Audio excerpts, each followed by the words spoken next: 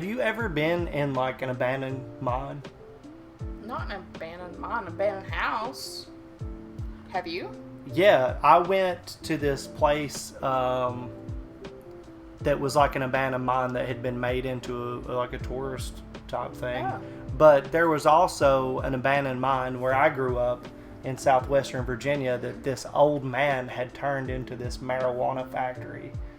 I've heard this story. And they were going to give him like 100 years or something because he had like plugged into the abandoned electricity and it still worked had water lines running in there. He had like this huge hydroponic operation, and they were going to give him pretty much a life sentence for it because he was already like 80. Which is ridiculous. Yeah, so there was this huge outcry to like stop it, but the only reason that it ever got found out was the power company got skeptical about what the hell was going on, and then somebody kind of spilled the beans. But people had been going there and like checking it out, so people knew that it was a thing. Once people know, it's done. Right, so it's done over at that point. Yeah. So when they were starting to ask questions at the power company, somebody had heard something and they ended up busting him. But like abandoned mines, there's so many in our area. Yeah, like, I've just never been to any. My dad worked like in the mines,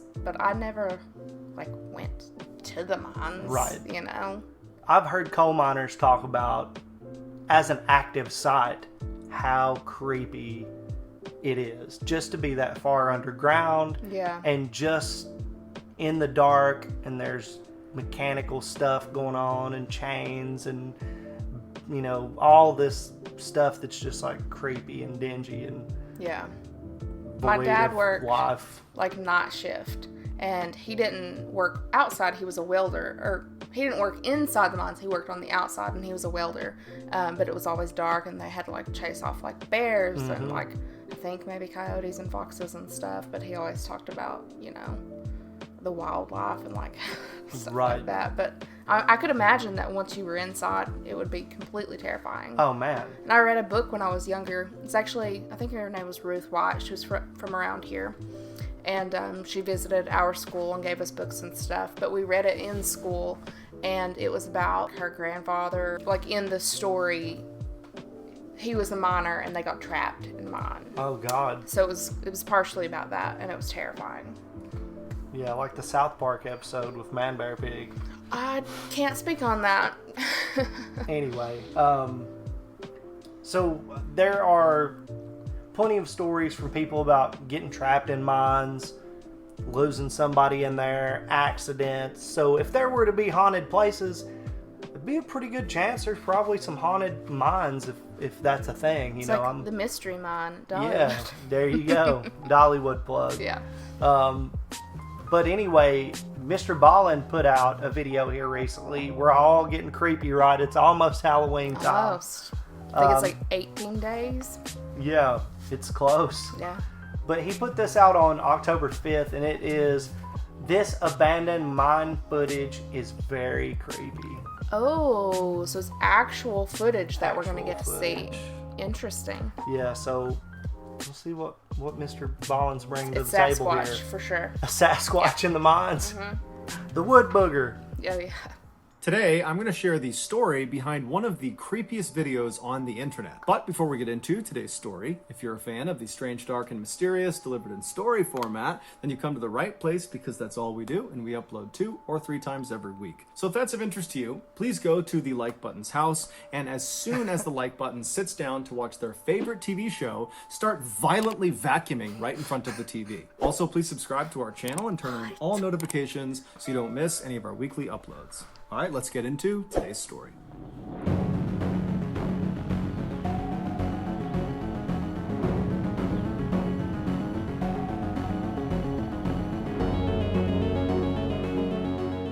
In the summer of 2013, a middle-aged man named Frank pulled into a tiny town in Nevada called Kingston. Kingston, which is home to less than 100 people year-round, is so small and desolate and cut off from the rest of the state and really the rest of the country that they don't even have stoplights. It's basically just a collection of a handful of buildings like a laundromat and a saloon that are surrounded on one side by this huge mountain range and on the other just open desert. At the time, there were really only two reasons you would find yourself in Kingston, Nevada.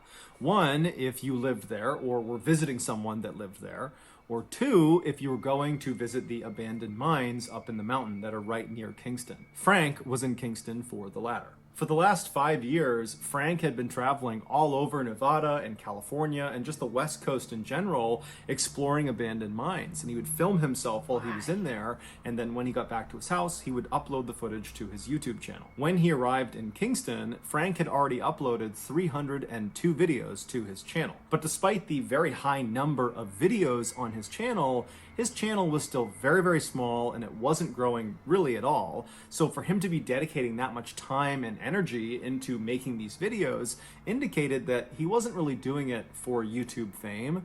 He was doing it because he had a passion for exploring these mines, and he wanted to share it with the few people that subscribed to his channel. And when you look through the first 302 videos on his channel, that passion of his really comes through. He always knows the history of the mine he's about to go into, and when he goes inside, if he finds machinery or pieces of equipment that have been left behind, he immediately knows what they are, and he speaks about them with relative sophistication. He has this lingo that sounds like he understands mines on a really granular level. So when Frank arrived in Kingston in 2013, as far as we know, the only reason he was there was just to do what he always did, which is go explore a couple of cool mines, film it, and then put it on his channel. Except this time, Frank's adventure into these mines right outside of Kingston would be cut short by something he just could not explain. However, he captured it on film, and it's terrifying. The two mines that Frank was intending to visit were the Victorine mine and the Horton mine. The Horton mine was constructed first in the late 1970s, early 1980s,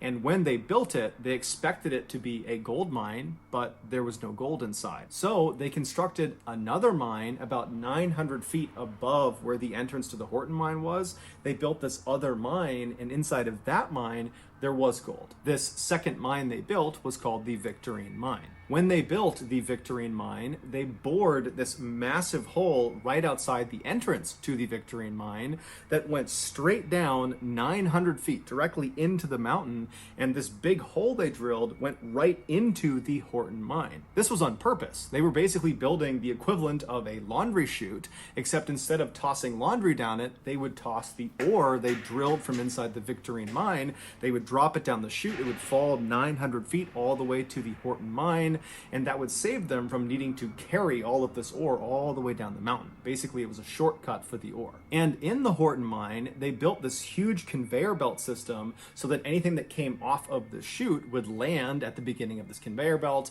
and it would get brought all the way outside of the mine where workers could process it and bring it to town. Finally, in 1989, the Victorine mine ran out of gold, so they permanently shut down that mine as well as the Horton mine. These two mines were located about 4 miles to the west of Kingston's town center. And so when Frank pulled into town, he moved to the western side of town and then found the access road that would bring him out to these mines. And so he just drove on this road that basically shot straight towards this huge mountain range. And after traveling about 4 miles, he reached this very sharp right turn that basically went straight up a mountain. And at this point, there's no more pavement on the road. It's a very narrow trail. It's hard to see. And so Frank would have parked his car, grabbed his camera and his equipment, and begun walking up this mountain. After quite a while, Frank would have passed a couple of rundown old cabins that were kind of overgrown. These cabins were used when these mines were in operation. They helped service the workers while they were out there. But since the mines were abandoned, so too were the cabins. And so when Frank got to these cabins, that would have meant he he was very close to the entrance to both of these mines. Frank first went to the Victorine mine, which would have been very easy to spot because right outside of its small entrance was this huge piece of what looked like scaffolding, and that was actually the opening to this huge chute that shot down 900 feet to the Horton mine below. So Frank goes to the Victorine mine and he has a look around, but either Frank didn't film his time inside of the Victorine mine or he just didn't upload it because there's no video of him actually going into the Victorine mine. His camera is turned on this particular day when he's left the Victorine mine and he's walked all the way down to the entrance of the Horton mine. And so we see this video, it opens up with the camera pointing at the entrance to the Horton mine. And the entrance to the Horton mine is very bizarre looking. The entrance, which is 20 feet tall, has all these long strips of metal plating that have been kind of anchored up all around the entrance to prevent the entrance from caving in on itself. But despite whatever functional value these copper plates might have had, the aesthetic result is very creepy and makes you not want to go in the entrance. Also, because this mine had been shut down, there's a big gate right in front of this already very foreboding entrance that warns people to not go inside. But Frank seems totally unaffected by this and just strolls right up to the entrance of Horton Mine, and he kind of talks about its history, and then he calmly steps over this warning gate telling people to stay back. They probably and all he begins have it. walking into this mine. Right away, Frank notices there's quite a bit of water on the ground, and that's cause for concern. Okay, we can go in here and just take a quick look. I don't think I'm going to explore this particular mine. There's a little bit too much water in here, and I know this mine is really old, but I just don't think it's wise to go in here when there's water. Try to avoid this if I can. Frank's not concerned that there is water. It's that the water might be stagnant water. In these abandoned mines, there can be poisonous gases that accumulate, and when there is stagnant water, those gases get absorbed into the stagnant water. And so if Frank were to step into one of those puddles of water, he would release those gases from the water, the so-called bad air, and that can actually be deadly. But as Frank is standing there wondering if he should proceed, he looks down off to the left side, right inside the entranceway, and he notices there's some footprints. So somebody must have come in here recently, and so Frank decides, you know what, I'll go a little bit further in, I'll just be really careful of the water. Frank makes it about 10 feet inside of the entranceway when he lifts his camera up and he looks straight down into the mine, and you get your first look at really what the inside of this mine looks like. And right away you notice there's this yellow kind of collapsed looking tubing that's hanging down from the ceiling, and that's the old air filtration system. And then when Frank moves maybe another 5 or 10 feet farther into the mine, you see in addition to this air filtration system, there's also all these metal chains that are just kind of dangling from the ceiling, and they're all over the place. And both the tubing and the chains seem to extend all the way into the tunnel out of view. Those chains were previously used to hold up the conveyor belt that stretched the entire distance of this mine, which is 600 feet long. They held that conveyor belt up, which carried all of the ore from the chute out of the mine. Even though Frank has seen similar setups in other mines he's been into, he would say on camera that there's just something really off about this mine, that it was really sketching him out, and he wasn't really sure if he should keep going. Yeah, this looks pretty sketchy. I'll go a few feet further in and check it out, but I think I'm He going to keeps saying that, though. He would later reflect on that feeling he had inside of the mine, and he would say, you know, it felt like there was somebody else in that mine watching him. It was just very, very uncomfortable. And so as Frank is debating whether or not he should continue, just based on this kind of bad vibe he was getting, he looks down and notices there's actually running water now. Before at the entrance it was stagnant, but now he can see the water inside of this mine. It's not stagnant, it's running, and so the risk of breathing in any bad air is pretty much gone, meaning this mine is relatively safe. But So now despite he's this gonna go supposedly positive development for someone who wanted to explore a mine, Frank is still not sure if he should continue. This is one of the creepiest mine tunnels I've ever been in, just because of how dilapidated it is and all these chains hanging down from the overhead, and there's a shot looking down the tunnel even further, but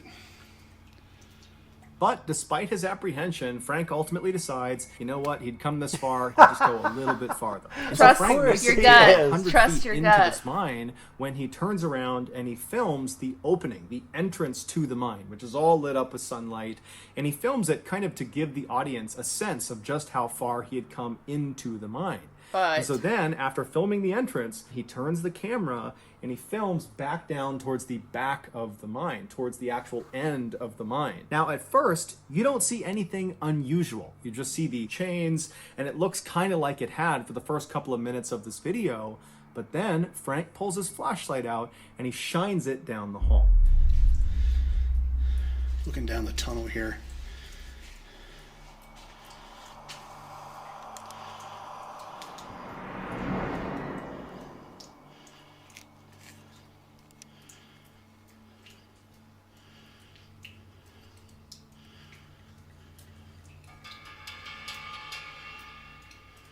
I don't know why that one chain is swinging back there.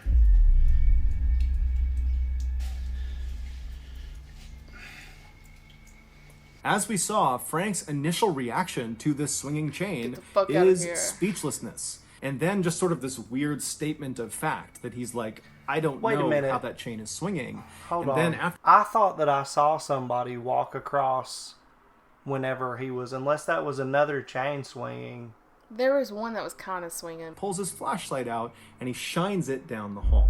Right here. Do you see I think this? that's like a bucket. Right here. Watch that. That's somebody walking right there. Did you see that? No. This right here. Watch. You can see their saw legs move and something. everything down It's here. awfully small. Look. Looking down. And I'm that's not- not him turning. He's I'm just not doing convinced. I'm not convinced. this. Dude, hold on. Y'all. Tell me that this is not somebody walking right here. Pulls his flashlight out and he shines it down the hall. Right here. Looking down the tunnel here. Pulls his flashlight out and he shines it down the hall. Looking down the tunnel. I feel like he would say something. I'm saying something. This is our reaction. I'm telling you right now what I'm seeing. I wasn't there, but I'm telling no, you. on this the is, film, I'm seeing somebody walk right I there. see something, yeah. That he's like, I don't know how that chain is swinging. And then after staring at this chain and even zooming in on it, trying to kind of figure out what he's looking at, Frank eventually would just turn off his camera, turn around, and leave very I quickly. would keep the And camera when he on. got back to his house, he uploaded this video to his channel with virtually no context. He just said, this is what I saw inside of the Horton mine. And nothing happened. It didn't go viral. It isn't like everybody went crazy when they saw this footage. Instead, I think his audience, they saw this video and didn't really know what to make of it. And then very quickly, his audience and Frank just kind of forgot about it. And Frank got back into making his kind of traditional videos. Then, about a year later, the YouTube algorithm kind of noticed this Horton mine footage that he had uploaded back in 2013, and it went crazy viral. And immediately, this video was put under the microscope Hell by yeah. YouTube personalities, by TV personalities. I mean, everybody was just kind of taken aback by this footage. And what was determined fairly early on was the actual video itself was authentic. Frank really did film a swinging chain in the Horton mine in Nevada. The question became, who swung the chain? There are many people that believe Frank swung the chain, and this is all Could've. just one big hoax, and they point to some of his newer videos after this video went viral, where it appears that Frank is kind of actively going out to find paranormal activity versus just going out and exploring mines. And so they point to that and say, look, he's looking for this stuff. This can't be authentic. This video has to be fake. But others say, look, Frank is just a guy who likes going into mines, and he films the inside of these mines. He's been doing it for years and years, and he just happened to be in one when something unexplainable happened, and he happened to catch it on film. And the only reason he began kind of actively looking for paranormal activity after it went viral is because kind of overnight his channel exploded, and he suddenly sure. had hundreds and hundreds of thousands of subscribers that all came from that swinging chain video, and they all wanted the same thing: more swinging chain videos, more paranormal content. And so, seeing a great opportunity, Frank went out and began looking for paranormal content. That's why most of his videos, after that video where the swinging chain happened, are kind of geared towards fishing for that kind of stuff. But that first video, that swinging chain video, there wasn't really a good incentive for Frank to fake it at the time he uploaded it. Obviously now you can say, oh, well, he staged it because he wanted it to go viral and he wanted to become famous and then have this great YouTube career. Look, it's all in front of us. It's so obvious. But how could Frank have possibly predicted that that video would go viral? Going viral is so hard and it happens so rarely and it's nearly impossible to predict. And so how could Frank, who had uploaded hundreds and hundreds of videos before and none of them had come anywhere near virality, how could he have said, this is going to go viral? It's just such a long shot. It also seems very uncharacteristic for Frank to have been diligently uploading on this YouTube channel, which was basically a passion project, for 5 years. He's uploaded 302 videos, and all of them are the same. He's posting the same type of content very consistently for the same small, loyal following, and then out of left field, he uploads his ghost video with no context. Even if he was trying to go viral with this video, he would have known that the most likely outcome would be that the video did not go viral, and instead his small, loyal following that was used to a particular type of content would see this video and be like, why did he upload that? Or worse, they would think, is he faking this? Is this a hoax? And if so, that would totally tarnish his reputation and he'd lose probably some of his precious few subscribers. I mean, it just didn't feel like the juice was worth the squeeze. But regardless, even though lots and lots of people have said, you're lying, Frank, you're lying, Frank, you're lying, Frank, he said, I'm not lying. I was in the Horton mine. I filmed what I filmed.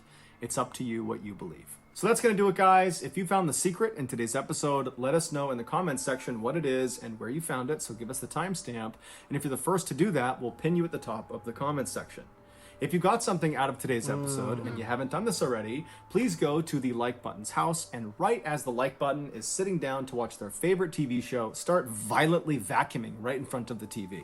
Also, please subscribe to our channel and turn on all notifications so you don't miss any of our weekly 2 or 3 video uploads. We are now selling merchandise like flannels and hats and sweatshirts and mugs and all sorts of stuff. If you're interested, go to shopmrballin.com.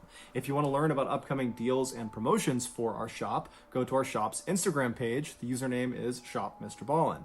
If you want to get in touch with me, you can direct message me on Instagram or on Twitter. My username for both platforms is the same. It's johnballin416. I also have a ton of content over on TikTok where my username is Mr. Ballin. We also have a second YouTube channel called Mr. Ballin Shorts where we post random short videos and lost episodes. We also have a Facebook page just called Mr. Ballin where we post condensed versions of the long episodes you see on YouTube. If you have a story suggestion, please submit it to our subreddit just called Mr. Ballin. It's linked in the description below. So whether I see you on Instagram, Twitter, TikTok, Reddit, YouTube, Facebook, or some combination, just know that I really appreciate your support. And until next time, that's going to do it. See ya. Another one from Mr. Ballin. So what do you think? I think that there could be many explanations for that, but I would be tripping balls if it happened. But I feel like somebody was walking in front of the gimmick, the entrance to the mine with all that stuff.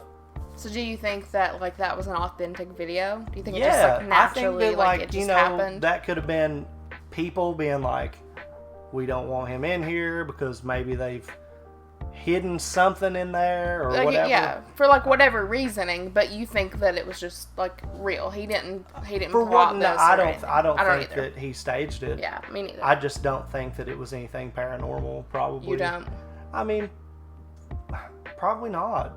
Spectacular things are spectacular because they're very out of the ordinary. Oh, you've had weird things I've happen? had some experiences that could be considered paranormal or whatever, and they were real to me, but I know people who smoked salvia and thought that they were in hell, But literally. smoked. Oh, I know, but it's just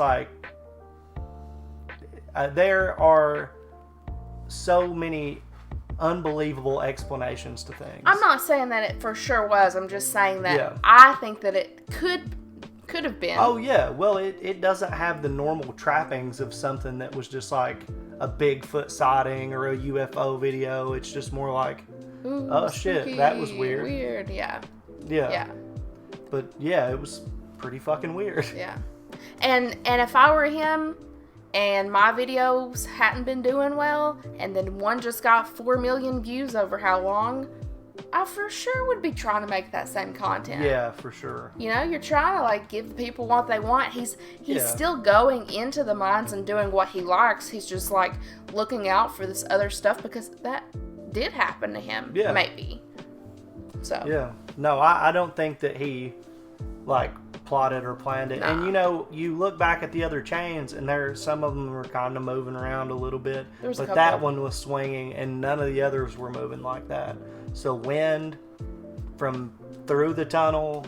How many not- like other places have been like, we have to go there now, like all those like shows. But I'm telling you, like any kind of frog or anything jumping on it, off it, like there's ways that could happen. There are ways that could happen. You know, I would definitely I don't- not stick around and just be like, I'd Let's just be like, figure it "All right, out. Yeah. Fucking You wouldn't keep going. no. The man had been looking for a reason to turn around the entire time. And then And- the water's all of a sudden like, no, it's inviting. Come on Yeah. in. Everything's fine. Very, very interesting. Yeah. It's pretty weird. Yeah. Weird stuff. Mr. Ballin, always a great storyteller. Somebody that you should definitely check out for this season if you're not really into the creepy stuff that much. At least enjoying the holiday festivities Yeah, and for sure. enjoy some Mr. Ballin for Halloween. But like he said, he's uploading all the time. So show him some love, subscribe to his channel, comment on his videos, and enjoy the spooky and unexplainable every once in a while. If you liked this video, our reaction to Mr. Ballin's amazing story, then you could like this video, subscribe to our channel. We've got all kinds of ways to communicate with you. We have a Discord, which we're trying to make even bigger, so Yeah. why not join? There will be a link to that down in the description. You can leave recommendations on the Discord or on the channel comments below. We'll have a link to this original video in the description as well. Yeah, because, you know, Mr. Ballin deserves it. Go show him some love. But we're going to try to unspook ourselves.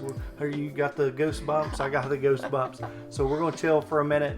We'll see y'all later. See you.